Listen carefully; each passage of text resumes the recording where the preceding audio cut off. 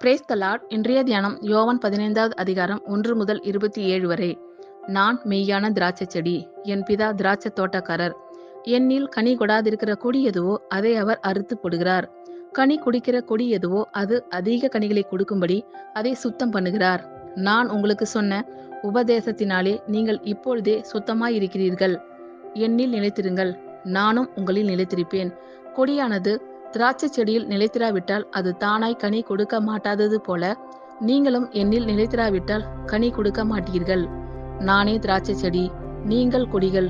ஒருவன் என்னிலும் நான் அவனிலும் நிலைத்திருந்தால் அவன் மிகுந்த கனிகளை கொடுப்பான். என்னை அல்லாமல் உங்களால் ஒன்றும் செய்யக்கூடாது. ஒருவன் என்னில் நிலைத்திராவிட்டால் வெளியே எரிவுண்ட கொடியைப் போல அவன் எரிவுண்டு உலர்ந்து போவான். அப்படிப்பட்டவைகளை சேர்த்து அக்கினியிலே போடுகிறார்கள், அவைகள் எரிந்து போம்.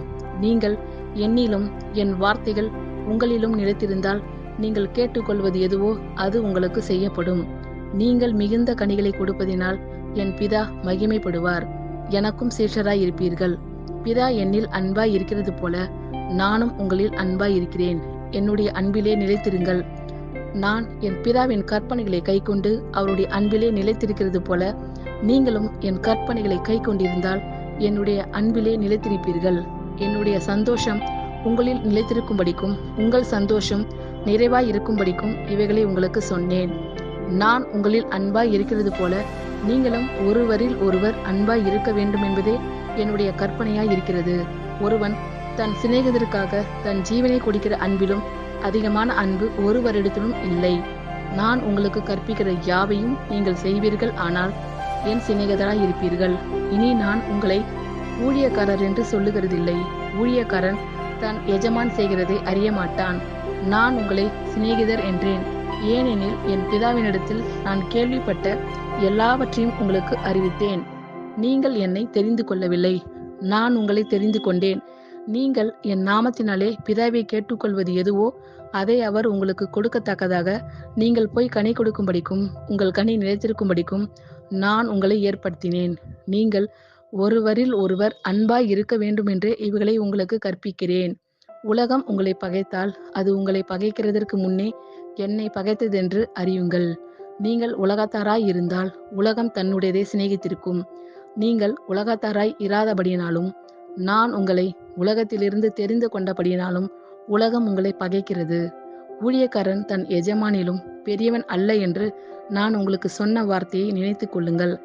அவர்கள் என்னை துன்பப்படுத்தினது உண்டானால் உங்களையும் துன்பப்படுத்துவார்கள். அவர்கள் என் வசனத்தை கை கொண்டது உண்டானால் உங்கள் வசனத்தையும் கை கொள்ளுவார்கள். அவர்கள் என்னை அனுப்பினவரை அறியாதபடியினால் என் நாமத்தின் நிமித்தமே இவைகளை எல்லாம் உங்களுக்கு செய்வார்கள். நான் வந்து அவர்களிடத்தில் பேசாது இருந்தேனானால் அவர்களுக்கு பாவம் இராது.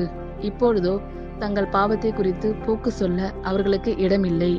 என்னை பகைக்கிறவன் என் பிதாவையும் பகைக்கிறான்.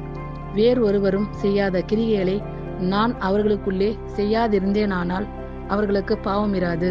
இப்பொழுது அவர்கள் என்னையும் என் பிதாவையும் கண்டும் பகைத்தும் இருக்கிறார்கள். முகாந்திரம் இல்லாமல் என்னை பகைத்தார்கள் என்று அவர்களுடைய வேதத்தில் எழுதியிருக்கிற வாக்கியம் நிறைவேறும்படிக்கு இப்படி ஆயிற்று.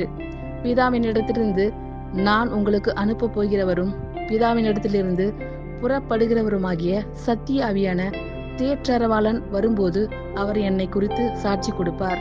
நீங்களும் ஆதி முதல் என்னுடனே கூட இருந்தபடியால் எனக்கு சாட்சிகளாய் இருப்பீர்கள். ஆமேன். கர்த்தர் உங்கள் அனைவரையும் ஆசீர்வதிப்பாராக.